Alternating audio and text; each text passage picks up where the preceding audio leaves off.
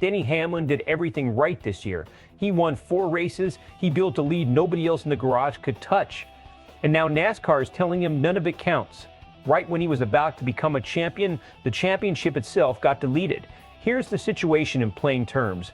Hamlin currently sits on top of the Cup Series standings with a 68-point cushion. That's a commanding lead built off 4 wins. But NASCAR just confirmed a major overhaul to the championship structure. And buried inside that overhaul is a brutal detail. The regular season championship is being wiped out entirely. No trophy, no title, no official recognition for finishing first over 26 races. Instead, the points leader now just gets a small head start heading into the playoffs. That's it. To understand why this stings, you have to understand what Hamlin built this season. A 68-point lead in the Cup Series doesn't happen by accident. It's a product of consistency, discipline, and a Joe Gibbs racing team firing on every cylinder. For months, that lead was heading toward a real prize, a regular season title that past champions have worn as a badge of dominance. Then seemingly overnight, NASCAR restructured the entire postseason. Gone is the elimination bracket playoff system fans have argued about for over a decade. In its place, a format that echoes the old chase era, one long cumulative points battle across the final 10 races, culminating at Homestead-Miami Speedway. Sounds exciting on paper.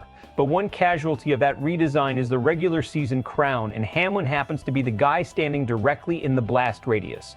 This isn't just a scheduling footnote. For a 44-year-old driver chasing his first Cup Series championship late in his career, every accolade matters, and this is one NASCAR decided, right as he was about to earn it, simply doesn't exist anymore. Let's break down what actually changes competitively, because this goes far beyond hurt feelings. Under the old system, playoff points earned from race wins and stage victories carried over into the postseason and created real separation. A driver like Hamlin, who dominated the first 2/3 of the year, would enter the playoffs with a meaningful cushion built from months of superior performance. That cushion is now gone. In the new format, the regular season leader starts the playoffs on 2,100 points, only 25 points clear of the rest of the field. Think about that math. Hamlin's 68-point advantage, earned over 26 grueling races, gets compressed down to roughly 1/3 of its value the moment the playoffs begin.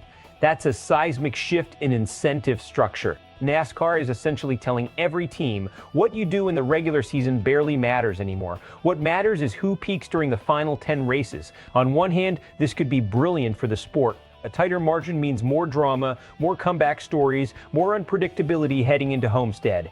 Casual fans love chaos, and chaos sells. On the other hand, it devalues exactly the kind of performance Hamlin has delivered all year. His 3.64 average finish on non-drafting ovals is being compared to numbers Richard Petty put up back in 1977. That's not a small accomplishment. That's a historically rare level of consistency. And under this new format, it earns him almost nothing extra once the real championship fight starts.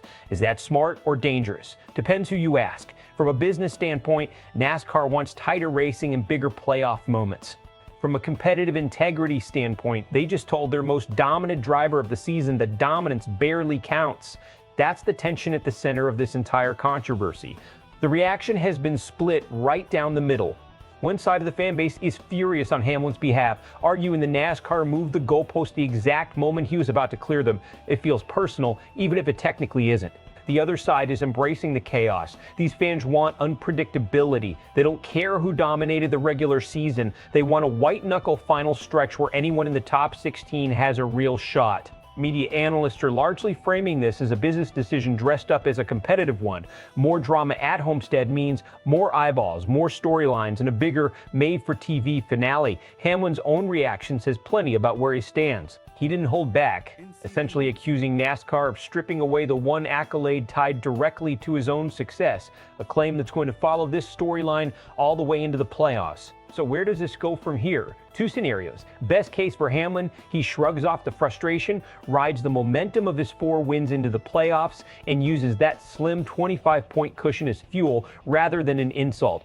If his number 11 Toyota stays this dominant, a compressed points gap won't matter. He simply outraces everyone over the final 10 weeks and finally lands his first Cup Series title, turning this entire controversy into a footnote.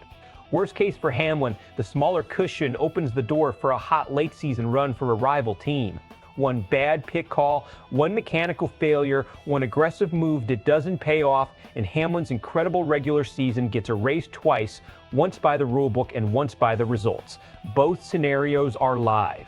And that's exactly why this new format is going to be must-watch television. So here's the real question. Did NASCAR just build a more exciting championship, or did they punish the most consistent driver of the season for being too good too early? Drop your take in the comments. Are you Team Hamlin or Team New Format? If you want more breakdowns like this before the playoffs kick off, make sure you're subscribed, because this storyline is just getting started.